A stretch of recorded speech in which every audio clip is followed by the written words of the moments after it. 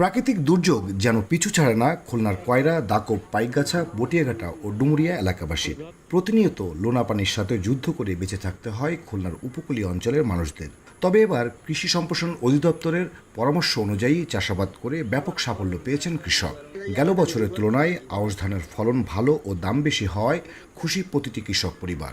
আগে আমরা এই জায়গা ফাঁকা থাকতো, আমরা বুঝতাম না, আউশ ধান লাগানো শুরু করেছি। এখন দেখতে যে আউশ ধানের ফলন ভালো। কৃষি অফিসাররা বীজ দিয়েছে 75 বীজ, এই বীজ আমরা ফেলাইছি, ধান ফেলাইছি। এই ধান কাটার পরে ওই আবার ধান চাষ হবে। পোকামাকড় দেখতে তেমন ধরনের হালকা পাল্লা। আধুনিক বীজ, সার ও সময় মতো কৃষি পরামর্শে ভাগ্য খুলেছে খুলনা অঞ্চলের কৃষকদের। প্রতি বিঘা জমিতে কৃষক 20 থেকে 22 মণ ধান ঘরে তুলতে পারবে বলছে কৃষি বিভাগ।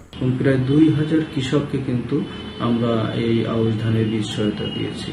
এছাড়া আমন মৌসুমেও কিন্তু আমরা 15,000 কৃষককে আমন ধানের বীজ সহায়তা দিয়েছি।